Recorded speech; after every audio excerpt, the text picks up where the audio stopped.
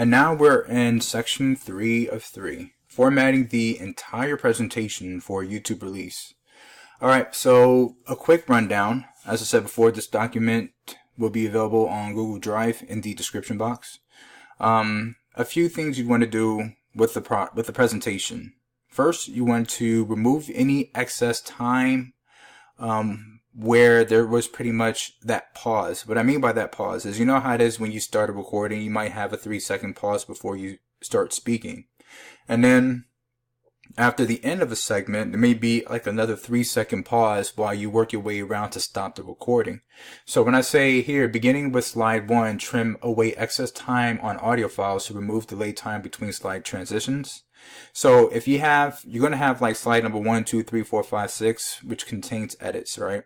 And so the more of the excess time where there was just that fill in while it led to you to the part where you start to speak, and then when you stop speaking, there's that fill in, right? To reduce that delay from going to one slide, like slide number 1 to slide number 2, you want to go back into the trimming capability and trim a lot of that extra stuff out the way to keep it close as possible.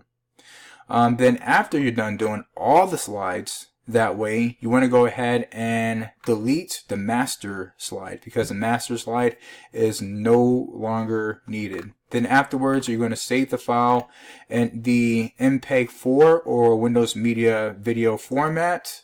Allow it to convert to video format from a slide presentation, and then you should be good to go and ready to have it released on YouTube. And this is what it looks like.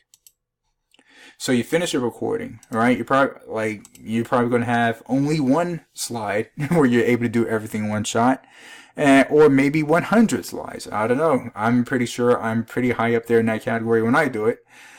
So starting with slide number 1, you want to right click, go to trim audio, and then, as I said before, is that any of that dead space that you're going to have between where there's no sound and then it picks up and then you start speaking, you want to get it as close to the portion where you begin the segment, and then like I said, you hit the play button to verify when it starts, and then you want to trim that down to keep that delay from one slide transition to the other from being too long and giving that long pause.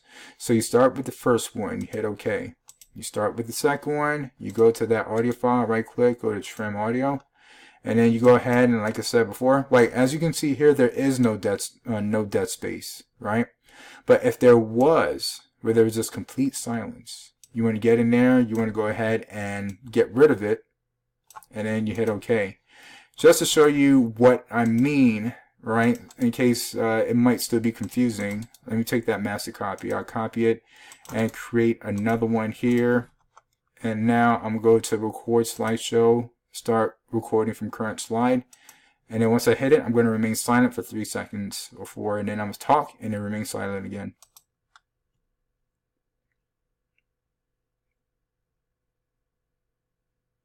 Alright, so now I am talking. I am talking to you. I am talking to the microphone. Talking is good. Now I'm going to stop talking.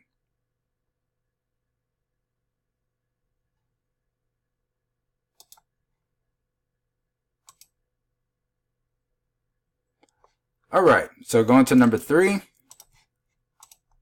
Right click, go to trim audio. And now you see that dead space, right? There's nothing there. There's just silence. So you want to take that, move it as close as you can, but without making it seem kind of like a bad edit. As close as you can to it without affecting it. And like I said, you hit the play button, and then you'd be able to hear what it sounds like. And as long as it sounds good, you hit OK, and you would do that for all of them. Now, once you're done doing that edit, you delete the master copy because there's nothing in it, right? And if you leave it in there, it'll be a long dead space. So you click it, and then you hit delete. It is gone. Now, you have the presentation ready. You did the recording. It's all there. What do you do next? We have to save it and convert it into a video format. Now, PowerPoint has this really cool feature where you can convert your slide presentation into video format.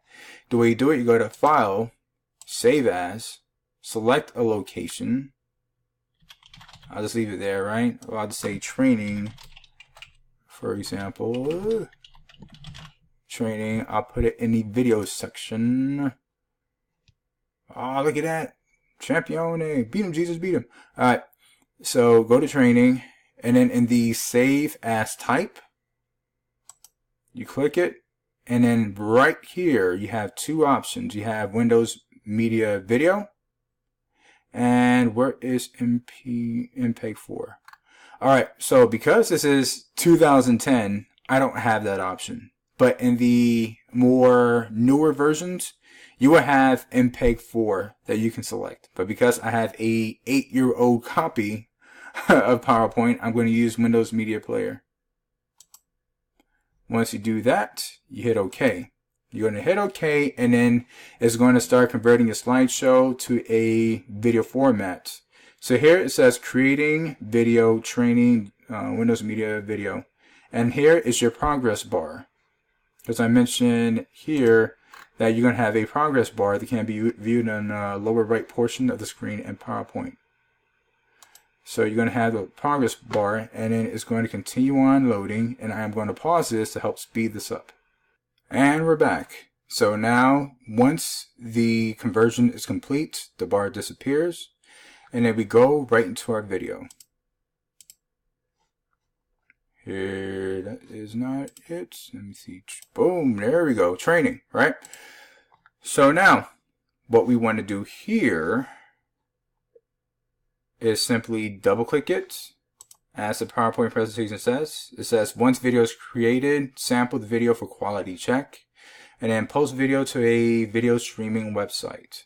So now we're going to go ahead and double click it, and then you'll be able to hear the entire stream, the entire presentation from start to finish. You see it just clicking away?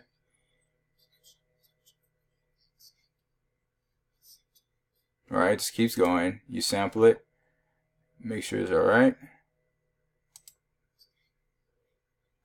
Yep, just keep sampling it, and we're good. Alright, and so now you have your video presentation ready to upload on YouTube. Well, this concludes the training, the basic training and how to do this the most cost-efficient means. And if you guys have any further questions about this, feel free to comment below, and I will definitely be active in helping you guys to get squared away. Thank you all for your time, and I am looking forward to seeing what you guys do in your pages so I can get encouraged as well when I'm down out in the field doing what I have to do. Well, love you guys, and I thank you so much for tuning in. May God bless you this day.